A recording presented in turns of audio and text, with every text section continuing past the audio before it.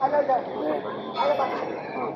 Dilip sir से आग्रह करता हूं कि आप इस सभा में हमारे मित्र बंधुगण उपस्थित हैं, महाराणा के विचारों से हमें, महाराणा की समृद्ध विचारों से हमें रूबरू कराएं।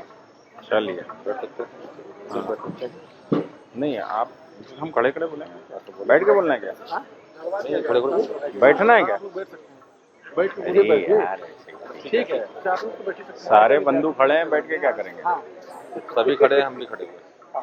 थोड़ा और नजदीक आ जाए तो और मजा आएगा। तभी आगे आ जाएंगे तो अच्छा लगेगा। अच्छा रहेगा। तभी आगे आ जाइए। आइए आइए। जय भवानी, जय भवानी, जय महाराणा।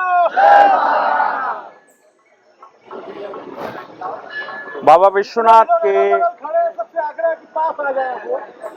पावन स्थान पर महामना मालवीय जी के द्वारा बनाए गए इस मंदिर पर आज हम लोग इसलिए एकत्रित हुए हैं कि महाराणा की जयंती मनानी है। और अभी सूचना मिली कि हम कहीं और करने वाले थे, लेकिन हमें यहाँ भेजा गया। ये कोई नया काम नहीं है, नई बात नहीं है। महाराणा के वंशज तो तब से ऐसे ही चल रहे, और विरोध करने वाला कोई बाहर का आदमी नहीं था। विरोध करने वाले भी मान सिंह थे। इसलिए वो अकबर के वंशज, अकबर को मानने वाले मान सिंह हमारे यहाँ हैं। ऐसा कोई नया काम नहीं हो रहा, राणा के समय से हो रहा वो।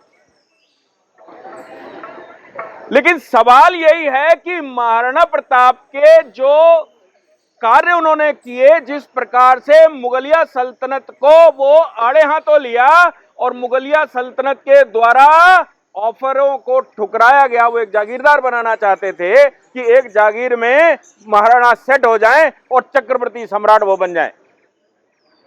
हिंदुस्तान की धरती पर बाहर से आए हुए व्यक्ति को कैसे स्वीकार कर ले कोई? ये जमीर जिंदा था। ये अंतरात्मा अगर किसी में थी उस समय के शासन व्यवस्था में, तो राणा के अंदर थी। हल्दी घाटी के युद्ध के बाद भी राणा हाथ नहीं आए और उनके वंशजों ने, उनको मानने वालों ने शपथ ली कि जब तक राणा का शासन दोबारा नहीं आएगा तब तक हम विश्राम नहीं करेंगे। लेकिन जो विचार है, जो सोचने की बात है, वो निश्चित है कि उस समय और इस समय या उससे पहले और बीच के काल में कोई बहुत बड़ा फर्क नहीं है। भारतीय इतिहास को उठाकर देखेंगे तो देवासुर संग्राम सदैव से चला है। कभी रावण सामने था, तो कभी दुर्योधन सामने था, तो कभी मधुकैटभ सामने थे, और कभी अकबर सामने था, तो कभी औरंगजेब सामने था। लेकिन लड़ तो हिंदुस्तान के लोग ही रहे थे। वो समाज लड़ रहा था जिसको हिंदुस्तान से प्यार है, जिसको हिंदुस्तान भारत के रूप में देखना पसंद है, मुगलिया सल्तनत के रूप में देखना पसंद नहीं। आखिर क्यों उस समय की शासन व्यवस्था से लेकर आज तक हम राणा को पूछते आए? क्यों शिवाजी महाराज को पूछते आए? क्योंकि ऐसे तंत्र के दौरान जिस समय पूरे देश पर मुगलिया सल्तनत हो, उसमें भी ज्यादातर वहां के रहने वाले राजपूत समाज के लोग भी, जो अकबर की अधीनता स्वीकार कर चुके हों, उस समय भी राणा लड़ रहे थे। समय आज भी कुछ वैसा ही है। युद्ध का प्रकार बदल गया। अभी वो तलवारों का युद्ध नहीं बचा, अभी वो तोप गोलों का भी युद्ध नहीं बचा, लेकिन सम्राट चुनने का युद्ध तो चल ही रहा है। हो सकता है कि हमको लगे कि हमको क्यों नहीं पूछा, यह हो सकता है कि हमारे मन में हो कि मेरे को क्यों नहीं स्वीकार किया, मेरे से बात क्यों नहीं, मेरे से बात क्यों नहीं, मुझे क्यों नहीं पूछते, मुझे क्यों नहीं बुलाते, या जिनको हम चाहते हैं उन लोगों को क्यों नहीं बुलाते। ये जो चाहने वाले लोग थे ना, वो उस समय मुगल सत्ता के साथ हो लिए थे। जिनको सम्मान बहुत चाहिए था, वो मुगल सत्ता के साथ अधीन हो चुके थे, मुगल सत्ता को स्वीकार कर चुके थे और मुगलों के अधीन होकर काम कर रहे थे।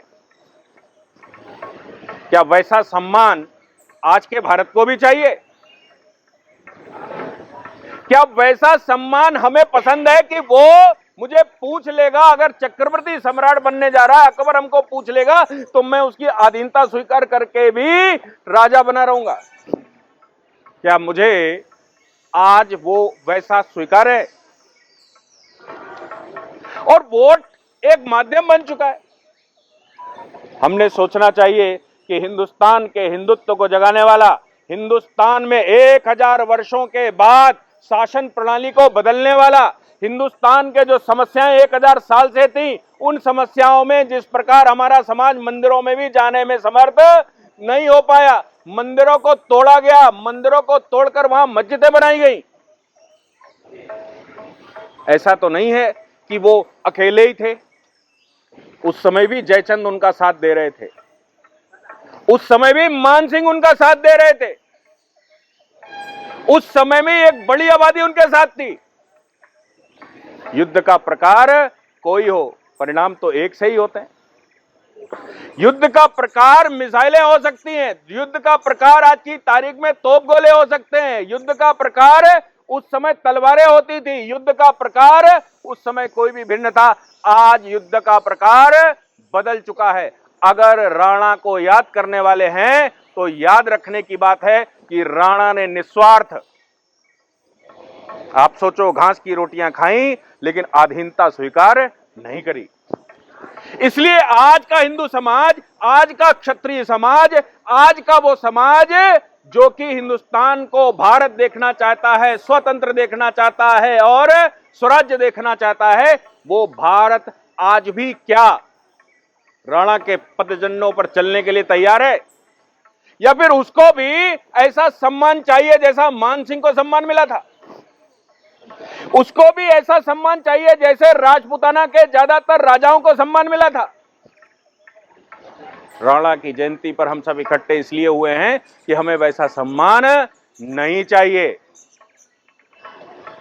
लेकिन भारत अगर परम वैभव पर पहुंचता है, भारत के भारतीय लोगों की सुरक्षा संरक्षा की बात होती है, बाह्य सुरक्षा की बात होती है, आंतरिक सुरक्षा की बात होती है, और भारत में तमाम तरह की गतिविधियां जो विदेशी शक्तियों के द्वारा चलाई जाती हैं, भारत को डिस्टर्ब करने के लिए चलाई जाती हैं, उनके विरुद्ध जो काम करेगा, क्या हम निस्वार्थ भाव से, निश्चय के साथ उसके साथ खड़े हो सकते हैं?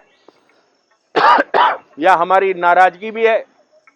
वो नाराजगी मान सिंह को हो सकती थी, वो मान सिंह अकबर के साथ चल सकता था, वो राजपूताना के लोग भी चल सकते थे, लेकिन उनका इतिहास में नाम किस रूप में दर्ज है, यह भी हमको विचार करना चाहिए। उनका नाम इतिहास में उन अक्षरों में नहीं है, लेकिन महाराणा ने जिस प्रकार से युद्ध किया और अंत समय तक वो लड़ते रहे, नहीं सफलता मिली होगी उस स्तर की जो चाहिए होती है, नहीं हो पाया होगा बहुत कुछ, लेकिन वो जो आग थी, जो दीपक था, उन्होंने जलाकर रखा। इसलिए आज उस समय से लेकर आज तक जंगजू लड़ने वाले लोगों ने भारत को स्वतंत्रता दिलवाई।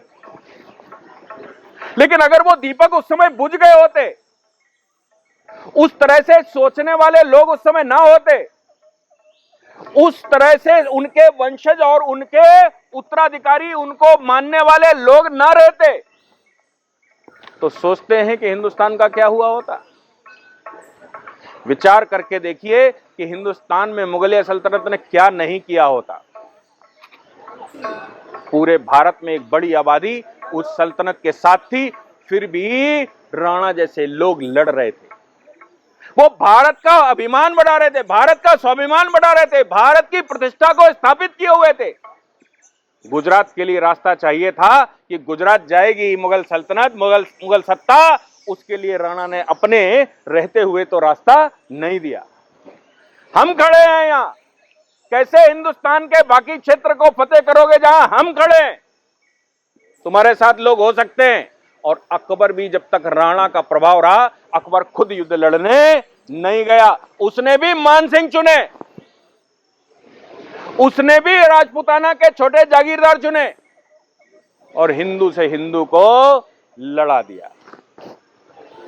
हमारे में से भी कुछ लोग थे ही उस समय भी जो ये मानकर कि नहीं, हमें तो सत्ता का लाभ चाहिए, हमें तो सत्ता में ही जाना है, सत्ता चाहे मुगल बादशाह की क्यों ना हो, मुझे सत्ता चाहिए, मुझे मेरा मान, झूठा अभिमान चाहिए।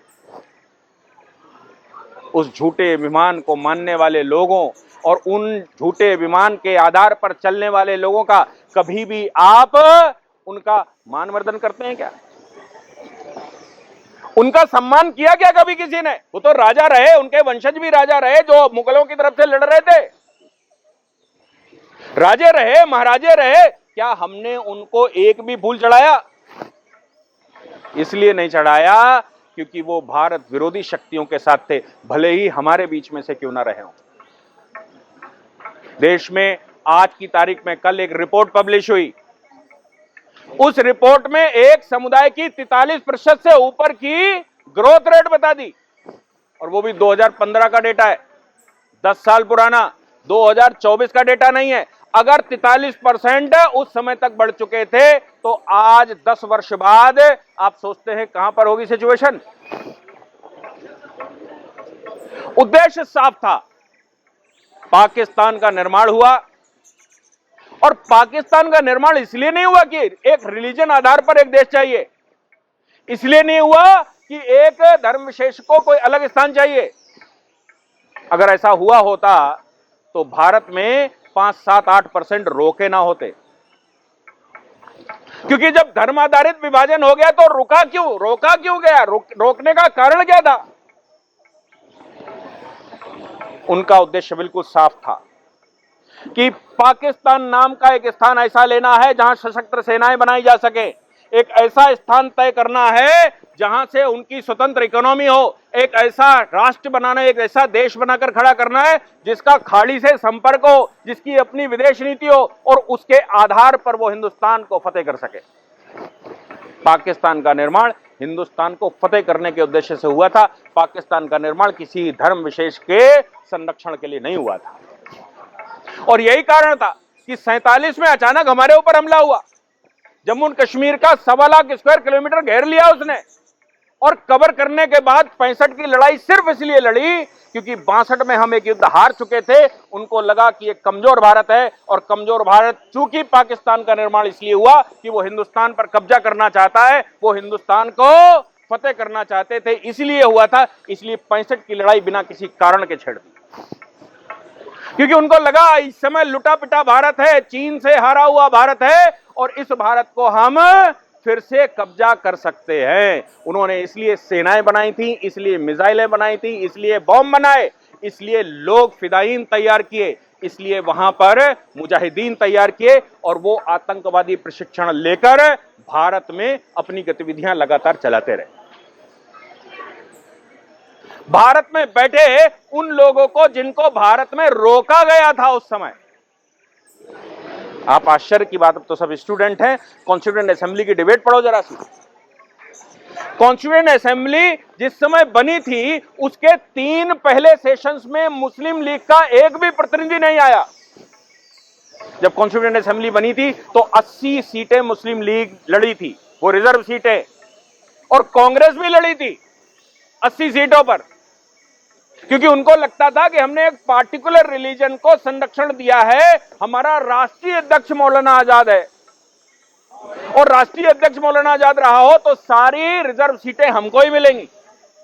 लेकिन वो बिल्कुल क्लियर थे कि उनको पाकिस्तान चाहिए, उनको कांग्रेस नहीं चाहिए। इसलिए 80 में से 76 सीटें मुस्लिम लीग को मिली, केवल 4 सीटें कांग्रेस को मिली। सब सीटों पर चुनाव लड़ा था, क्योंकि कांग्रेस से उनका उस समय लगा कि नहीं, ये हमारा उद्देश्य हल नहीं होता। और मुस्लिम लीग के उन 80 सदस्यों ने, 76 सदस्यों ने पहली 3 बैठकों में विरोध कर दिया था, ये कहते हुए कि हम इस असेंबली में भाग नहीं लेंगे, हमको स्वतंत्र पाकिस्तान जब तक नहीं मिलेगा तब तक हम इस असेंबली में भाग ही नहीं लेंगे। मान सकते हैं पाकिस्तान बनाने के लिए लड़ा था तो पाकिस्तान चले जाना था। जिस समय माउंटबेटन ने यह घोषित किया कि हम 2 नेशन थ्योरी लेकर आए हैं, पाकिस्तान का निर्माण होगा, तब मुस्लिम लीग के सदस्यों को नहीं आना था। आप आश्चर्य करिए, ये आश्चर्य की बात है कि जिस दिन यह घोषणा हुई कि पाकिस्तान का निर्माण होगा, उस दिन उन 76 में से 27 सदस्य असेंबली में हाजिर हो गए। और ये 27 सदस्य हाजिर क्यों हुए? इसलिए हाजिर हुए कि एक भूमि का टुकड़ा उनको मिल चुका है, बाकी को फतेह करना है। और फतेह करने के लिए कॉन्स्टिट्यूशनल असेंबली में उनका शामिल होना आवश्यक था। संविधान में वो प्रावधान बनाने आवश्यक थे जो सेकुलर की बात करते हैं, वो प्रावधान जो फंडामेंटल राइटों की बात करते हैं, वो संविधान जिसमें 25 से लेकर 30 तक के आर्टिकल हैं, ये उन्होंने इंपोज करके बनवाए। और मजे की बात यह है कि संविधान बनने के बाद उसमें से बड़ी आबादी जो हमारे संविधान को बनाने में काम कर रही थी, वो बाद में पाकिस्तान चली गई। तो किस लिए रोके थे ये 27 सदस्य? और किसने रोके थे? किसने अनुमति दी थी? और क्यों अनुमति दी थी? जब पाकिस्तान का निर्माण हो रहा है और मुस्लिम लीग का एक ही एजेंडा था, पाकिस्तान मिलना चाहिए, तो मुस्लिम लीग के सभी सदस्यों को पाकिस्तान भेजना किसकी जिम्मेदारी थी? लेकिन उस समय का नेतृत्व कर रही सत्ता ने वो स्वीकार नहीं किया। यहां तक कि 1948 में एक रेजोल्यूशन पास किया, और वो रेजोल्यूशन ये था कि 1.5% आबादी जिसने पाकिस्तान नहीं चुना, सोचकर देखिए, 1.5% आबादी जिसने कहा हम पाकिस्तान नहीं चुनते, हम केवल हिंदुस्तान चुनते थे, वो डेटा किसने दिया, कहां से आया, पता नहीं। लेकिन रेजोल्यूशन पास हुआ और उस रेजोल्यूशन में कहा कि जो लोग पाकिस्तान नहीं जाना चाहते थे उनको हिंदुस्तान संरक्षण देगा। प्रश्न यह है कि हम दो भाइयों का विभाजन हो गया और हमारे घर अलग अलग हो गए, फिर भी मेरा छोटा भाई मेरे घर में एक कमरे में ये कहता कि भैया मैं तो यहीं पैदा हुआ, यहीं रहूंगा। विभाजन होने के बाद ये शर्त स्वीकार की जा सकती है क्या? और अगर स्वीकार भी कर ली तो जिसने ये कहा कि भैया मैं यहीं रहना चाहता हूं, वो आगे ये क्लेम कर सकता है कि ये कमरा तो मेरे बाप दादों का है और हमने चूंकि ये कमरा चुना है इसलिए मैं यहां रहूंगा, और तुम अब इस कमरे में घुस भी नहीं सकते। ये 47 का प्रश्न है। लोग पाकिस्तान जा रहे थे, नेहरू लियाकत समझौता करने वाले कौन लोग थे और क्यों थे? आज जब यह कहा जा रहा है कि आबादी 50% बढ़ गई है उस समय से अब तक, तो लोग कहते हैं तुम तो 80 करोड़ हो, 100 करोड़ हो, हम तो केवल 15 करोड़ हैं। ये 15 करोड़ और 100 करोड़ का सवाल नहीं है।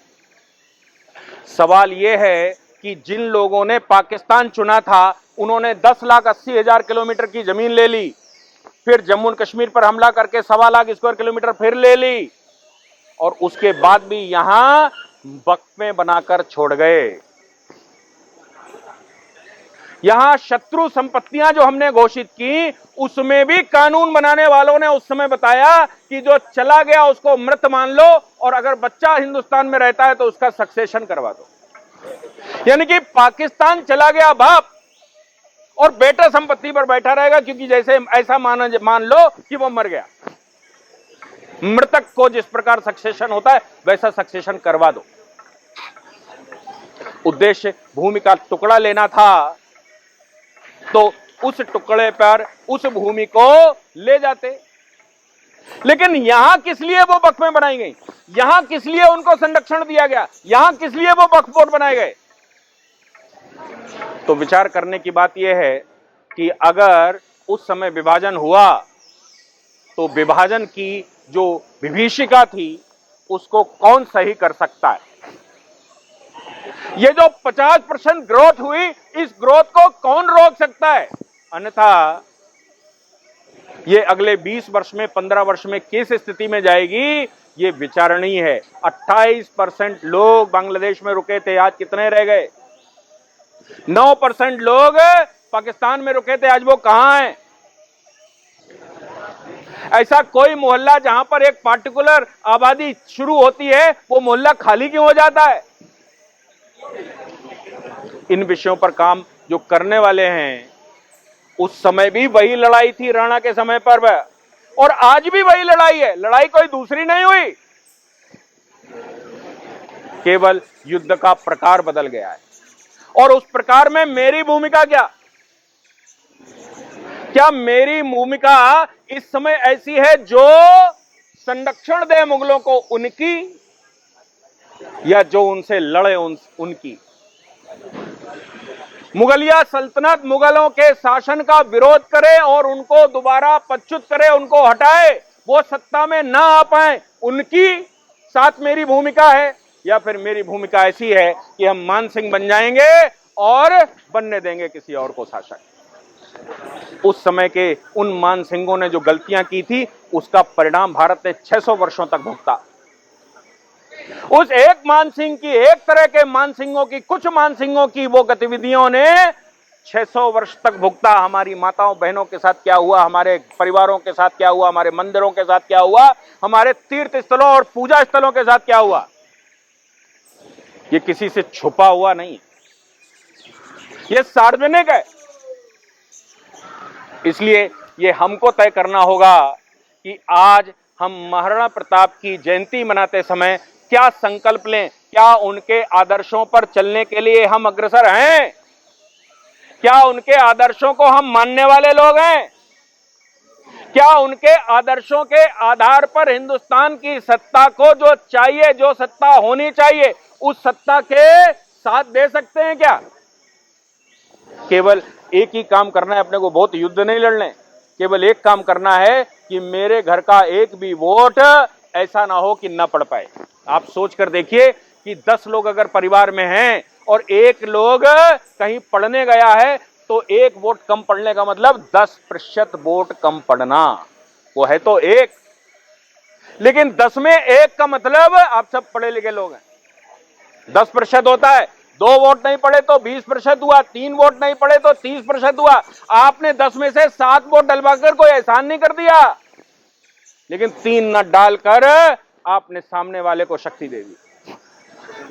ऐसा तो नहीं कि हम यहां पढ़ने के लिए आए हों और मेरा वोट कहीं गांव में है और मैं सोचता हूं कि मैं तो यहां पढ़ रहा हूं, कौन जाएगा कौन आएगा, इतनी धूप में इतनी गर्मी में कैसे वोट पड़ेगा, चलो छोड़ो सब तो डालेंगे, मेरा नहीं पड़ेगा तो क्या।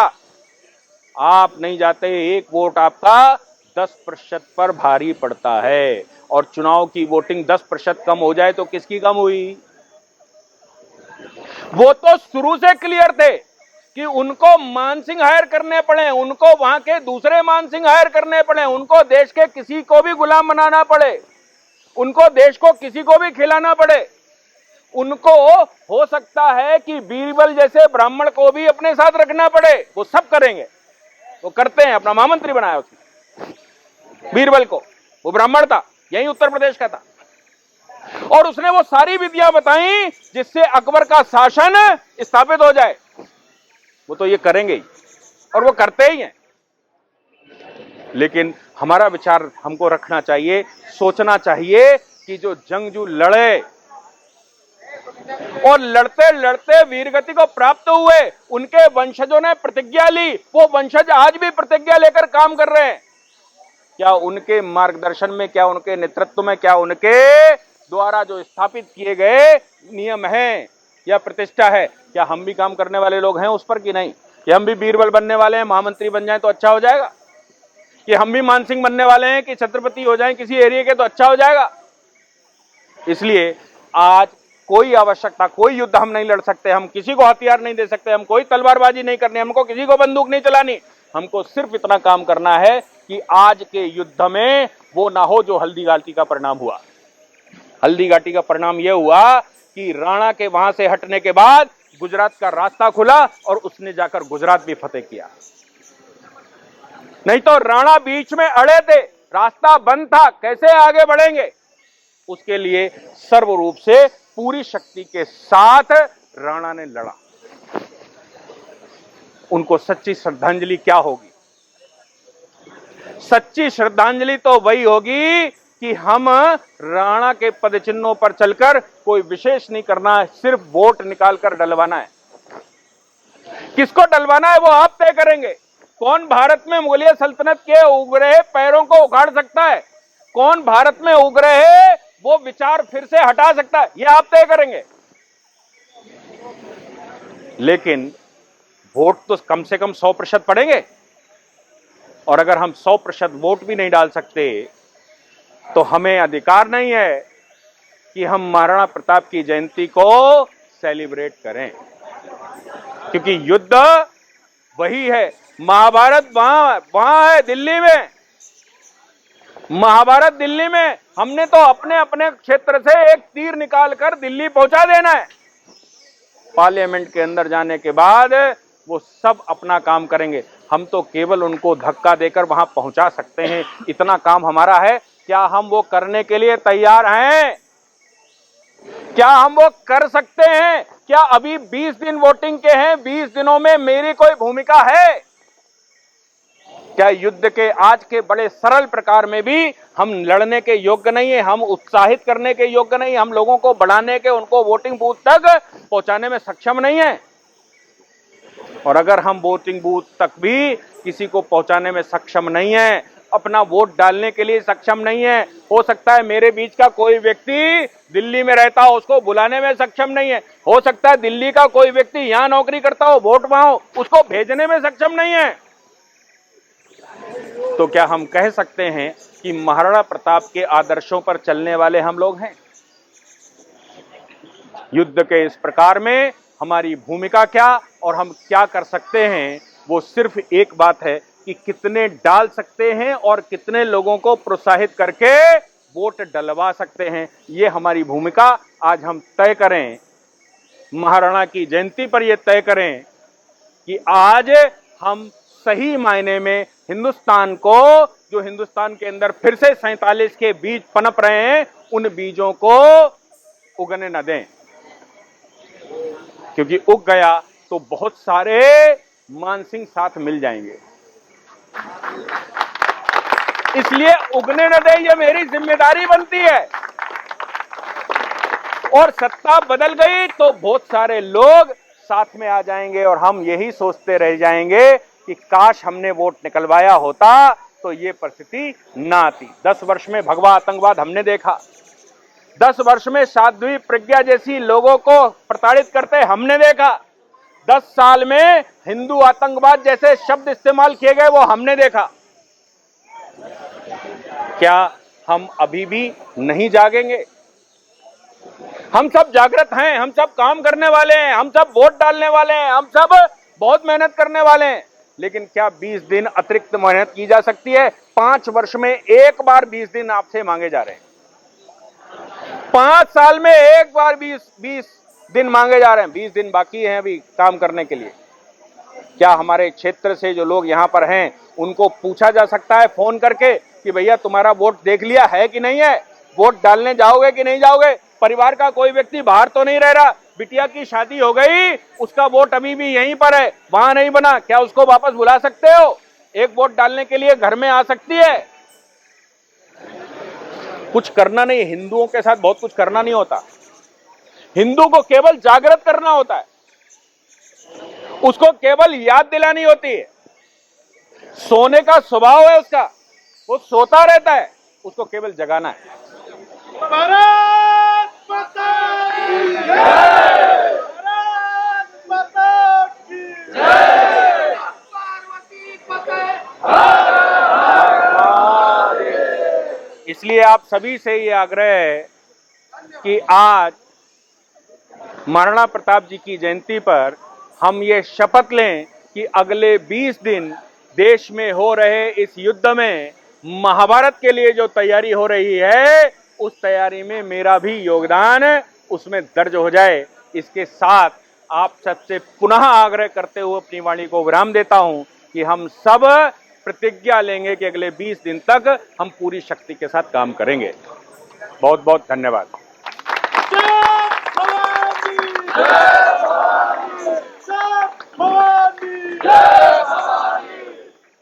बोलिए सियावर रामचंद्र की जय।